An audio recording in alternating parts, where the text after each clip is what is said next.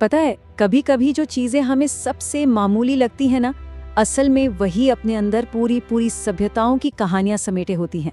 सोचिए, एक मिट्टी का मर्तबान या कोई कप या फिर एक छोटा सा खिलौना, ये सिर्फ चीजें नहीं हैं, ये तो एक तरह से इतिहास के टाइम कैप्सूल्स हैं। तो सवाल ये उठता है कि एक साधारण सा दिखने वाला मिट्टी का बर्तन, वो भी कोई ऐसा वैसा नहीं, पूरे 5000 साल पुराना, वो भला हमें अपने बनाने वालों के बारे में, उनकी दुनिया के बारे में क्या बता सकता है?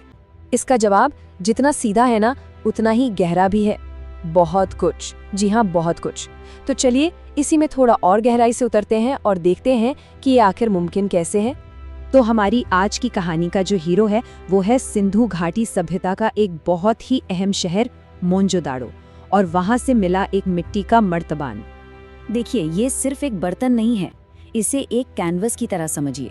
इसकी सतह पर जो कलाकारी की गई है वो हमें ये बताती है कि हड़प्पा के लोग सिर्फ माहिर कारीगर नहीं थे, वो कलाकार थे।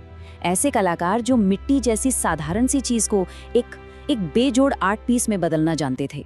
तो सवाल ये है कि आखिर ये इतनी कमाल की चीज बनती कैसे थी? इसकी जो पूरी प्रक्रिया है ना, वो अपने आप में एक कहानी है। जरा सोच कर देखिए, ये पूरा प्रोसेस कितना सोफिस्टिकेटेड रहा होगा। मतलब सबसे पहले तो नदी के किनारे से लाई गई बढ़िया जलोढ़ मिट्टी को बहुत ध्यान से गूंथा जाता था। फिर एक माहिर कुम्हार के हाथ इसे चाक पर घुमाते हुए शक्ल देते थे। इसके बाद इस पर गेरू का एक लाल लेप लगाया जाता और फिर काले रंग से इस पर खूबसूरत डिजाइन बनाए जाते और आखिर में इसे भट्टी की आग में तपाकर एकदम चमकदार और मजबूत बना दिया जाता था। ये सिर्फ मिट्टी का काम नहीं था, ये तो साइंस और आर्ट का एक कमाल का मेल था। अच्छा, तो अब ये देखते हैं कि इस बर्तन पर आखिर बनाया क्या जाता था। मतलब वो कलाकार अपनी कूची से कौन सी दुनिया रच रहे थे। यहाँ एक बहुत दिलचस्प बात है। हड़प्पा के कलाकार जो थे वो ज्यादातर दो तरह के स्टाइल इस्तेमाल करते थे। एक तरफ तो थे ज्योमेट्रिक पैटर्न, मतलब ज्यामितीय डिजाइन, और दूसरी तरफ थे प्राकृतिक चित्र जो उनके आसपास की दुनिया से ही लिए गए थे। अगर हम ज्योमेट्रिक डिजाइन्स की बात करें तो उनमें सीधी और घुमावदार लाइनों का एक बड़ा ही गजब का बैलेंस देखने को मिलता है। कहीं मोटी तो कहीं पतली काली पट्टियां, एक दूसरे को काटते हुए सर्कल, जो लगता है उनका सबसे पसंदीदा डिजाइन था, और खाली जगह को भरने के लिए चेकरबोर्ड जैसे पैटर्न। ये डिजाइन सिर्फ देखने में सुंदर नहीं है, बल्कि इनमें एक तरह का, कह सकते हैं कि एक ऑर्डर, एक अनुशासन झलकता है, और हो सकता है कि ये उनके समाज की सोच को भी दिखाता हो। अब आते हैं दूसरी तरफ, जहां उन्होंने अपनी कला में नेचर को भी जगह दी।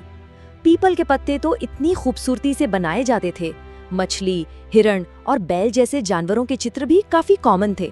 और बात सिर्फ बाहरी आकार बनाने तक नहीं थी। कमाल तो ये है कि वो कभी कभी मछली की पपड़ी जैसी बारीक डिटेल्स तक दिखाते थे। इससे पता चलता है कि उनकी ऑब्जर्वेशन स्किल्स कितनी कमाल की थी और वो नेचर से कितना गहरा जुड़े हुए थे। तो फिर इन सब डिजाइनों का मतलब क्या है?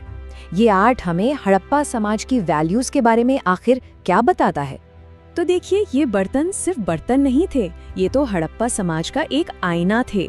इन पर की गई सजावट हमें ये बताती है कि उनके लिए रोजमर्रा की चीजों में भी खूबसूरती बहुत मायने रखती थी। जो नेचर के चित्र हैं, वो दिखाते हैं कि वो अपने पर्यावरण का कितना सम्मान करते थे।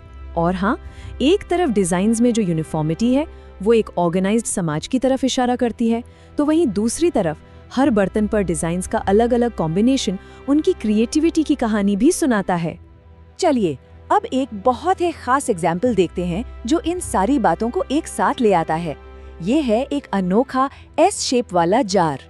मोहनजोदड़ो में जितने भी बर्तन मिले हैं ना, उन सब के बीच ये एस शेप वाला जार एकदम अलग ही खड़ा नजर आता है। जरा इसकी बनावट तो देखिए, क्या पतली और खूबसूरत गर्दन है और नीचे चौड़ा बेस। ये डिजाइन मतलब बैलेंस और ब्यूटी का ऐसा कमाल का संगम है कि इसे देखकर कोई भी बस हैरान रह जाए। और पता है, ये डिजाइन इतना लाजवाब है कि एक्सपर्ट्स भी ये मानते हैं कि ये आज के जमाने में भी बिल्कुल मॉडर्न लगता है। जरा सोचिए, 5000 साल पुरानी किसी चीज में इतनी टाइमलेस ब्यूटी मिलना वाकई कमाल की बात है। तो आखिर में हम ये कह सकते हैं कि ये मिट्टी का बर्तन हमें एक बहुत बड़ी कहानी सुनाता है। एक ऐसी कहानी जो मिट्टी से शुरू होती है और अमरता तक जाती है।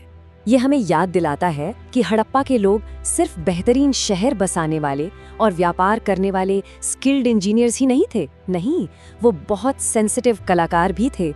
वो जानते थे कि मिट्टी जैसी एक मामूली चीज़ को आर्ट के जरिए हमेशा हमेशा के लिए यादगार कैसे बनाया जाता है। और ये सब कुछ हमारे लिए एक सवाल छोड़ जाता है। आज हम रोजमर्रा में जिन चीजों का इस्तेमाल करते हैं, हमारा फोन, एक कॉफी मग या कोई किताब, जरा सोचिए, हजारों साल बाद इनमें से कौन सी चीज होगी जो आने वाले लोगों को हमारी कहानी बताएगी।